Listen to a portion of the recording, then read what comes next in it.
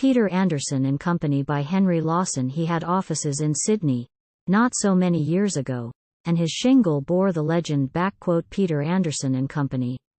But his real name was Careless, as the fellows understood, and his relatives decided that he wasn't any good. 'Twas their gentle tongues that blasted any character he had. He was fond of beer and leisure, and the company was just as bad. It was limited in number to a unit, was the co. 'Twas a bosom chum of Peter, and his Christian name was Joe. 'Tis a class of men belonging to these soul-forsaken years, third-rate canvassers, collectors, journalists and auctioneers. They are never very shabby, they are never very spruce, going cheerfully and carelessly and smoothly to the deuce. Some are wanderers by profession, turning up, and gone as soon, traveling second class, or steerage, when it's cheap they go saloon. Free from isds and isms, troubled little by belief or doubt, lazy, purposeless, and useless, knocking round and hanging out. They will take what they can get, and they will give what they can give. God alone knows how they manage. God alone knows how they live. They are nearly always hard up, but are cheerful all the while. Men whose energy and trousers wear out sooner than their smile. They, no doubt, like us, are haunted by the boresome if, or might. But their ghosts are ghosts of daylight. They are men who live at night. Peter met you with the comic smile of one who knows you well, and is mighty glad to see you, and has got a joke to tell. He could laugh when all was gloomy, he could grin when all was blue, sing a comic song and act it, and appreciate it, too. Only cynical in cases where his own self was the jest, and the humor of his good yarns made atonement for the rest.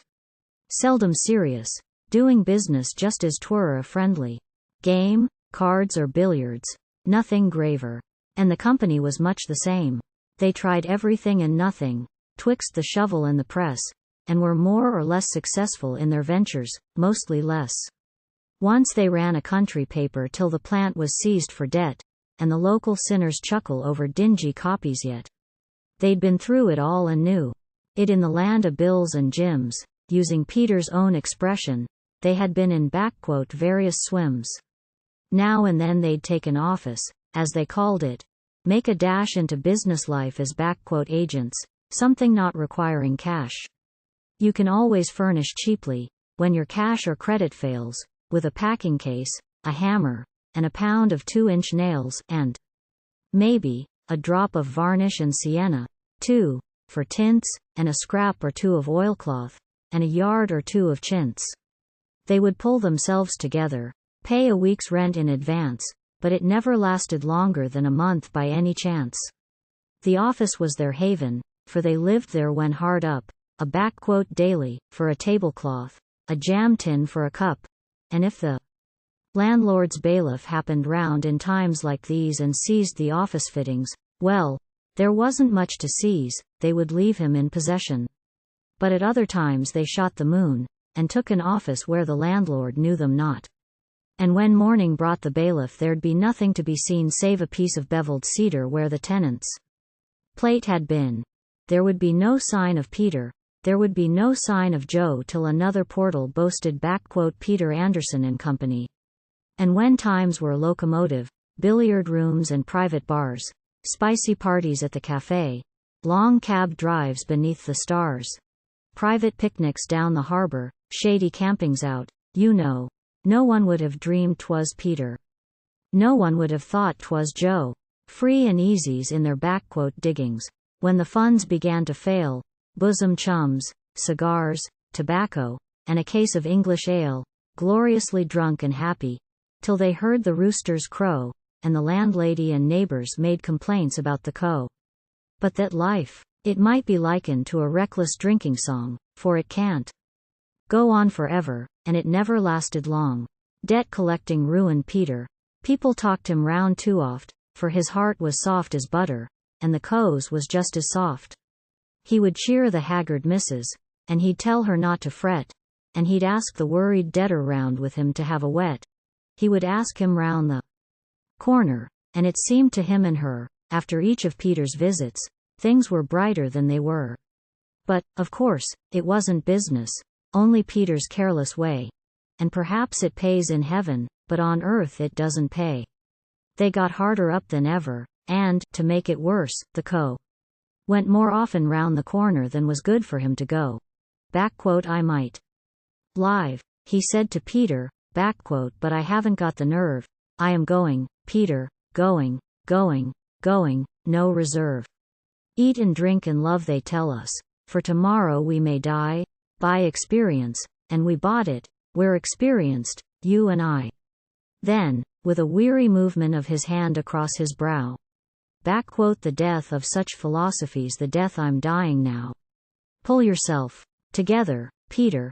'Tis the dying wish of Joe that the business world shall honor Peter Anderson and Co. When you feel your life is sinking in a dull and useless course, and begin to find in drinking keener pleasure and remorse, when you feel the love of leisure on your careless heart take hold, break away from friends and pleasure, though it give your heart a jolt. Shun the poison breath of cities, billiard rooms and private bars. Go where you can breathe God's air and see the grandeur of the stars. Find again and follow up the old ambitions that you had. See if you can raise a drink, old man. I'm feelin' mighty bad, hot and sweetened. Nip o' butter, squeeze o' lemon, Pete, he sighed. And, while Peter went to fetch it, Joseph went to sleep, and died with a smile, anticipation, maybe, of the peace to come. Or a joke to try on Peter, or, perhaps, it was the rum. Peter staggered, gripped the table, swerved as some old drunkard swerves. At a gulp he drank the toddy, just to brace his shattered nerves. It was awful, if you like. But then he hadn't time to think. All is nothing. Nothing matters. Fill your glasses, dead man's drink. Yet, to show his heart was not of human decency bereft, Peter paid the undertaker. He got drunk on what was left. Then he shed some tears, half maudlin, on the grave where lay the company. And he drifted to a township where the city failures go. Where, though haunted by the man he was, the wreck he yet might be, or the man he might have been, or by each spectre of the three, and the dying words of Joseph, ringing through his own despair, Peter pulled himself together, and he started business there. But his life was very lonely, and his heart was very sad, and no help to reformation was the company he had. Men who might have been, who had been, but who were not in the swim. 'Twas a town of wrecks and failures. They appreciated him. They would ask him who the company was, that queer company he kept, and he'd always answer vaguely. He would say his partner slept, that he had a sleeping partner, jesting while his spirit broke, and they grinned above their glasses, for they took it as a joke. He would shout while he had money, he would joke while he had breath. No one seemed to care or notice how he drank himself to death. Till at last there came a morning when his smile was seen no more. He was gone from out the office, and his shingle from the door, and a boundary rider jogging out across the neighboring run was attracted by a something that was blazing in the sun, and he found that it was Peter, lying peacefully at rest, with a bottle close beside him and the shingle on his breast. Well, they analyzed the liquor, and it would appear that he qualified his drink with something good for setting spirits free. Though 'twas plainly self-destruction, 'twas his own affair, they said. And the jury viewed him sadly, and they found that he was dead.